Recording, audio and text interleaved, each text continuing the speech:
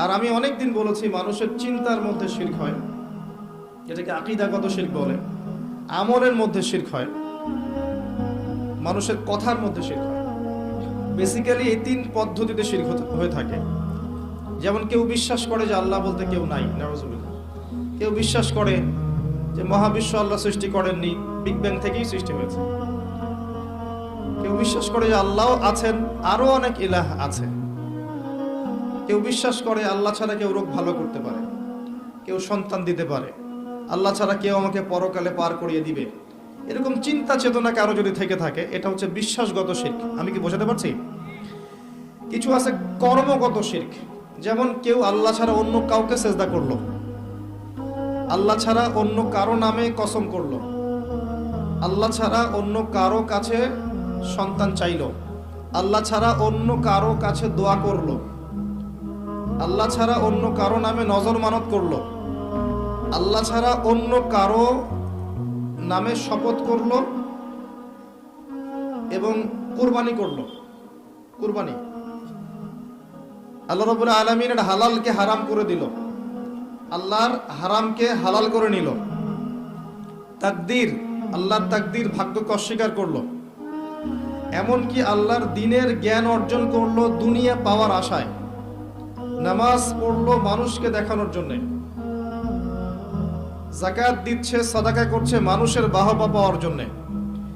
মানুষ অনেক বড় আলেম, মুফাসসির বলবে, মুহাদ্দিস বলবে, শায়েখ বলবে, এই জন্য দ্বীনের প্রচার করছে, দুনিয়ার স্বার্থে দ্বীনের জ্ঞান অর্জন করেছে। এগুলো সবই শিরকের অন্তর্ভুক্ত, কর্মগত শিরক। আবার কিছু আছে কথার মধ্যে শিরক। যেমন, কেমন আছেন? আপনার দোয়ায় ভালো আছে। কেমন আছেন? আপনার দোয়ায় ভালো আছে। আপনার মায়ের কি অবস্থা? মায়ের অবস্থা ভালো, ডাক্তারটা সময় মতো না আসলে মাকে বাঁচানো যেত না। যাত্রা কেমন ছিল?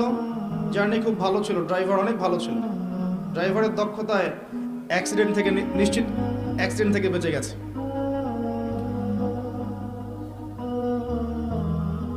আমি না থাকলে কাজটা হতো না, ভাগ্যিস আপনি ছিলেন, না হলে আমার এই বিপদ থেকে রক্ষা হতো না। প্রচুর কথা বলতে গেলে সারা রাত চলে যাবে। কথার মধ্যে বেশি শিরক হচ্ছে। এমনকি অনেক গানের লিরিক্স দেখবেন, তোমাকে ছাড়া বাঁচবো না, তুমি আমার জীবন, তুমি আমার মরণ, এ ধরনের কথা আছে না? আসমান জমিন চন্দ্র সূর্য সব তোমার, তোমার জন্য চাঁদ নিয়ে এসে দিব, চাঁদে বাড়ি বানাবো। কত কথা। এই শিরক এবং তাওহীদটাকে শেখেন। শেখার পরে আপনি উপন্যাস পড়বেন, কবিতা পড়বেন, গানের লিরিক্সগুলো পড়বেন, দেখবেন যে শিরক দিয়ে ভর্তি। এমনি এমনি আল্লাহ পাক বিষয়গুলোকে হারাম করেন না, এখানে শিরক আছে। অনেক ক্ষেত্রে কুফরি কথা আছে, অনেক ক্ষেত্রে আবার ভক্তি প্রদর্শন করতে গিয়ে অতি ভক্তি হয়ে যাচ্ছে। আর হারাম ইনস্ট্রুমেন্ট তো আছেই, সব মিলিয়ে বিষয়টা হারাম। তার উপরে আবার এটা আপনার সময় কিল করবে এবং আপনাকে আল্লাহর জিকির থেকে সরিয়ে রাখবে। যখন আপনি এগুলোর মধ্যে ডুবে যাবেন, ওই মোমেন্টে আপনি আল্লাহকে ডাকতে পারবেন না, ওই সময়টা ওরা খেয়ে ফেললো। সব মিলিয়ে বিষয়টা হারাম। বিজ্ঞান দিয়ে যা প্রমাণিত হবে সেটাই জ্ঞান, এর বাইরে কোনো জ্ঞান নেই। এটা একটা শিরকি দর্শন। এই শিরকে নিমজ্জিত হয়ে আমরা জ্ঞান অর্জন করছি। এ কারণেই দেখা যায় চাক্ষুষ যা দেখি না সেগুলোকে আর বিশ্বাস করতে মন চায় না। আমাদের মাথাটাকে ওয়াশ করে দিয়েছে পশ্চিমারা। তো সবকিছুকে আপনি পরীক্ষা নিরীক্ষা পর্যবেক্ষণে প্রমাণ করতে পারবেন না।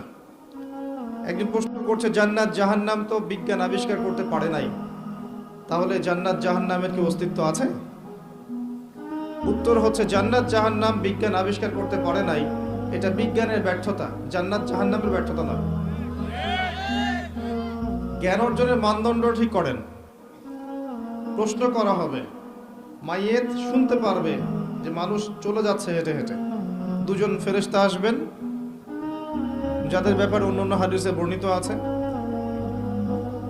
প্রথম প্রশ্ন করা হবে, তাকে উঠিয়ে বসানো হবে, মান রব্বুক, কে তোমার রব? পৃথিবীতে কেউ যদি শিরিক করে থাকে এবং শিরিকরত অবস্থায় মৃত্যুবরণ করে বিনা তওবায়, সে উত্তর দিতে পারবে না কে আমার রব। মান রব্বুক উত্তর তারাই দিতে পারবেন ইনশাআল্লাহ যারা পৃথিবীতে শিরকবিহীন অবস্থায় মৃত্যুবরণ করবে। তো এরকম কথায় অনেক শিরক হয়। তো বেসিক কথা হচ্ছে 3 ভাবে শিরক হতে পারে: আপনার কথায়, আপনার কাজে এবং আপনার চিন্তায়। কথা, কাজ এবং চিন্তাকে বিশুদ্ধ করতে পারলে তাওহীদ প্রতিষ্ঠা হবে, এবং তাওহীদের উপর থাকলে পরেই উম্মার কল্যাণ আছে। আল্লাহ পাক আমাদেরকে তাওহীদে থাকার তৌফিক দান করুন।